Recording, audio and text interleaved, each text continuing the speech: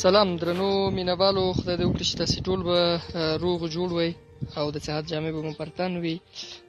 د مرستو په لړ کې نن یو ځل بیا او بیچاره کورنۍ ته راغلي یو او دوی د کابل په فامیلیو سیمه کې اوسېږي او دلته د ژوند ډېرې سختې شپې او ورځې تېروي.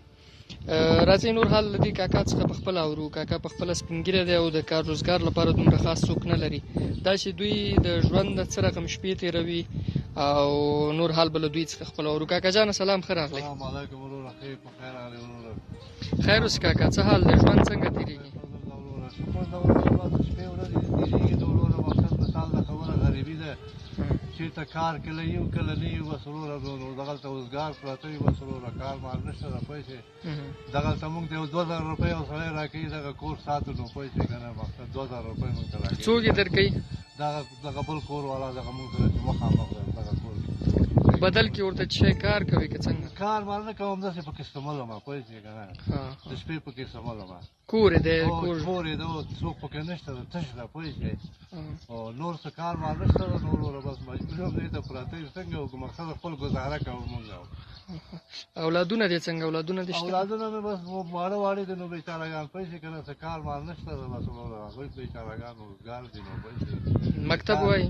نه مکتب هم نه وایي، یو لور مې دغه بیچاره مکتب وایي، یو وړکی لور مې ده، نور بس مکتب نشته ده بس وروره. او خپله دې د دې وړاندې د څه شی کولو؟ مثلا خپله مې د دې نه مخکې چې ومه جلال آباد کې ومه، بس وروره پیسې هلته مې همدا غریبي کار او غریبي به مې کوله، پیسې ترکاري مرکاري به مې مثال د خبره خرڅوله پیسې. بس دغه انقلاب چې شو ګرز و ګروز شو، بس وروره بس د هغې ځای نه بس حرکت وکړو په مالات، دلته هم کرا ورکوي، راځه د دې نه کابل ته لاړ شي. بس دغلته راغلو پرېوتلو، نو پهله د خدای دغلته پراته یو، بس وروره نو مقصد شپې ورځې دې په موږ تېرېږي. اصلا د کوم ځای کاکا؟ اصل زه د جلال آباد یم وروره. او دا کور کې چې دلته اوسېږي دا کرایه دی؟ دا کور کې کرا ورکومه 3000 روپۍ. 3000 افغانۍ. بیا نو چې 2000 روپۍ مثلا د میاشت عاید ولرئ او 3000 افغانۍ د کور کرایه ورکړي، کور خو مصرف هم غواړي، خرچه هم غواړي، دا څنګه کېږي؟ بس خدای مهربانه ده، نو مقصد داسې ده چې مونږ هم کوشش کوو، نو څنګه وکړو؟ څوک مفته کور هم خو مونږ ته څوک نه راکوي پیسې، نو مجبور یو خپل ځان باندې تنګچه تېروو، کور والا ته هم ورکولو، څنګه وکړو؟ پیسې مقصد ورته پیدا کوو چې نه بیا ورته وایو خیر وي چې مونږ سره هغه هم ګزاره کوي، داسې نه کوي چې مونږ ته وایي چله راکړئ هغه د کور نه مې وځئ.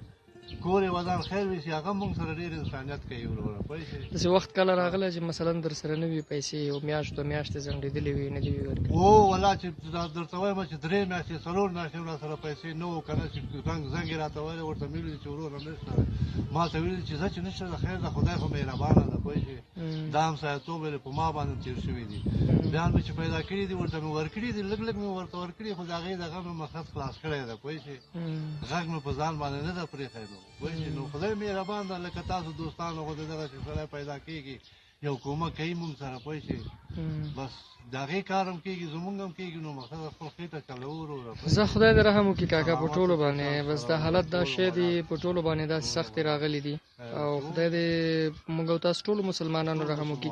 د صفیه شریفي په نوم باندې زموږ یو خور له کاناډا څخه فنډریزینګ کړی دی، هغوی یو څه پیسې راستولی وې چې په هغې موږ تاسو ته د کور دغه اړین خوراکي توکي چې پکې وړه، غوړي، بوره، وریجې 2 رقم او چای او همداراز نور د کور همغه کوم مړ توکي چې دي هغه مو درته اخیستي دي. خدای دې وکړي چې د تاسو یو څه وخت لپاره پې ګزاره روانه شي او یو څه کار مو پرې وشي. ودان وروره خیر وکړئ، سلامت اوسئ، خدای پاک هم ثواب وسیله وکړه مونږ سره، خدای پاک دې جوړ لره وروره، ژوندی اوسئ تاسو چې مونږ غریبانو باندې دومره نظر کوئ پیسې، نو خدای پاک د ټول مسلمانانو بس صرف دعاوې کوئ کاکا، موږ ستاسو دعاو ته اړتیا لرو او فقط ستاسو دعاګانې غواړو. مونږ هر وخت تاسو ته دعاګانې کوو وروره پیسې، که نه ته زمونږ مسلمان ورور یې، زمونږ ورور یې وروره، که نه ته ما ته ښه دغه لرې چې تا ما سره دا کومک کړی، خدای پاک دې تا سره ډېر داسې کومک وکړي. امین امین. خدای پاک دې مل کړه. امین. خیر خدای دې وساته د دې آفتونو نه پیسې ټول مسلمانانو سره، خدای پاک دې افغانستان کې آرامي راولي. امین. خدای دې یو صلح راولي چې وروره ټول مسلمانان خپل کاروبار وپېژني، خپل کار وکړي، خپل روزګار وکړي وروره. ژوند ډېره مننه کاکا، خوشحاله اوسې، آباد اوسې.